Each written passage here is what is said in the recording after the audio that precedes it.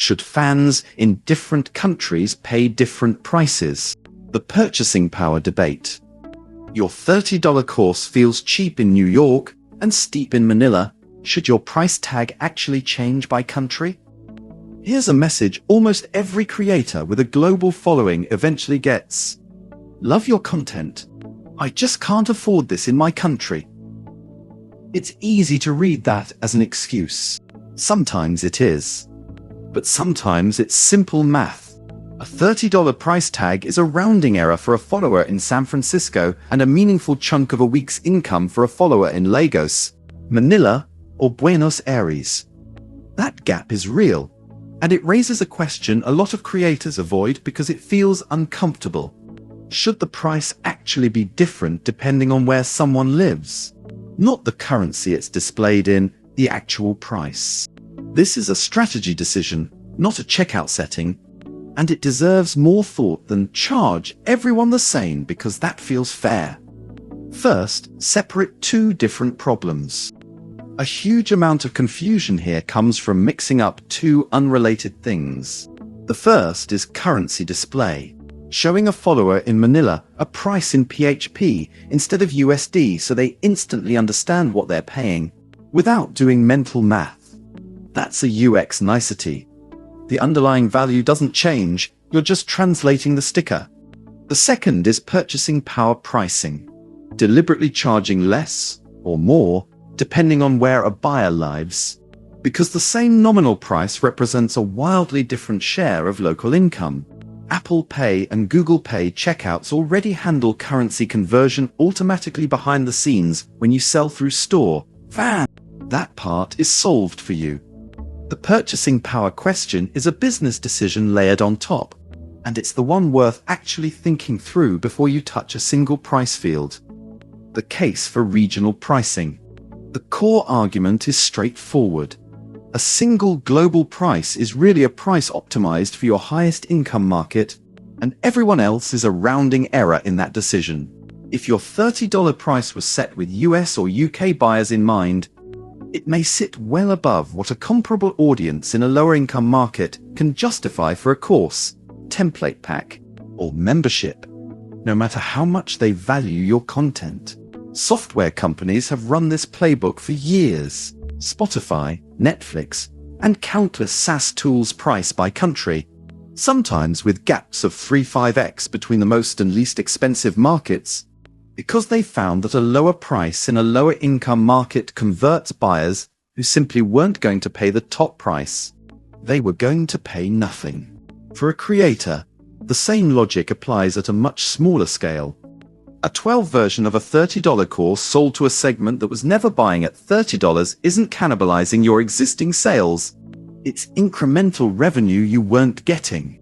The math that makes this worth considering. If 15% of your traffic comes from markets where your price is genuinely out of reach, and a third of those visitors would buy at half price, that's new revenue from people who currently convert at close to zero. It's not free money. It takes setup, but it's not nothing either. The case against, and it's a real one. Now the uncomfortable part. Public. Visible price differences between countries create real problems that don't show up until they've already cost you something. The first is screenshots.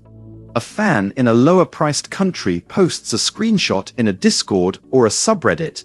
A fan in a higher-priced country sees it, and now you're fielding angry messages about being ripped off, even though the price they paid was fair for their market. The second is VPN arbitrage. Tech-savvy buyers in your top-price market figure out they can spoof a location and pay the discounted rate, which quietly erodes the revenue you were trying to protect. The third, and honestly the most corrosive, is that price differences by country can read as differences in how much you value different fans, which is not the message you want attached to your name, even if the underlying economics make total sense. The middle path most creators actually pick. The safest, most common answer isn't different sticker price by country. It's a tiered product ladder that lets buyers self-select their own price without you ever mentioning geography. Instead of one $30 course, Sell a 12 Lite version, core material, no extras, the $30 standard version, and a $60 premium version with a bonus template or a group Q&A call. A follower in a lower income market who can't justify $30 has a real option at $12. A follower in a high income market who wants the full experience pays $60 without ever knowing the 12 tier exists for a different reason than I'm cheap. Nobody's nationality is on display. Nobody screenshots anything unfair. And you didn't have to build a spreadsheet of country-by-country pricing rules. If you want to go further, private discount codes shared directly with specific communities, not published publicly, get you most of the upside of regional pricing with far less of the screenshot risk. You can set these up in minutes from your dashboard. Pull your traffic and sales data by country for the last 90 days. Is there actually a meaningful volume of visitors from lower income markets who aren't converting? Decide whether you're solving this with a product ladder, safer, no geography involved, or an actual regional discount, higher upside, higher risk, if going the discount route. Use private codes shared through email or DMs rather than a publicly listed regional price. Write one internal sentence explaining your policy so you, or a future team member, can answer a fan's question consistently instead of improvising. Set an expiration or review date. Regional pricing decisions should be revisited every few months, not set once and forgotten.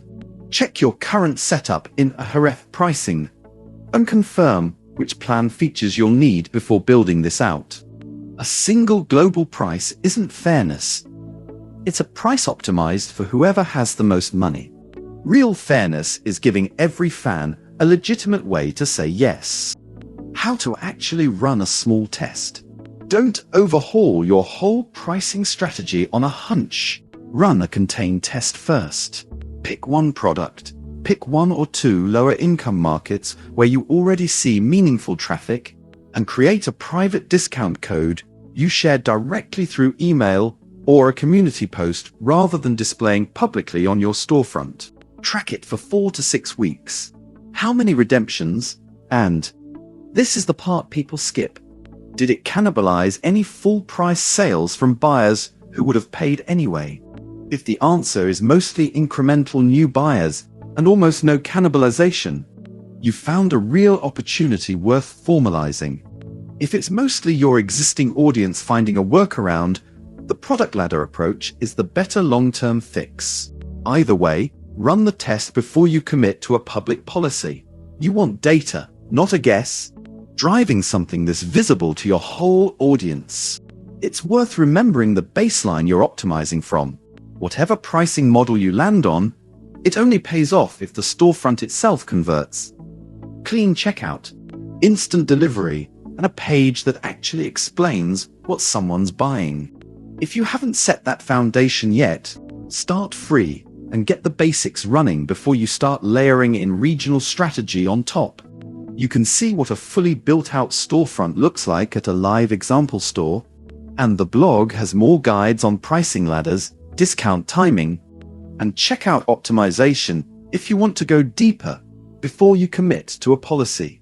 The bottom line: don't let one guilt-inducing DM set your entire pricing policy. Decide deliberately, test small, and pick the approach, ladder or regional discount, that fits how visible you're comfortable being about it. Key takeaways. Currency display and purchasing power pricing are two different things. Showing prices in local currency doesn't change what anyone actually pays. Regional discounting can unlock real revenue from audiences who were never going to pay your top price anyway, without touching what your core buyers pay. The biggest risk isn't lost margin, it's screenshots. Inconsistent pricing spreads fast and can damage trust with your core market. Tiered products, light, standard, premium, often solve the same problem more safely than country-based discounts. Whatever you decide, keep it deliberate and documented, not a one-off reply to a DM you felt bad about. Start your creator store free at store.fan.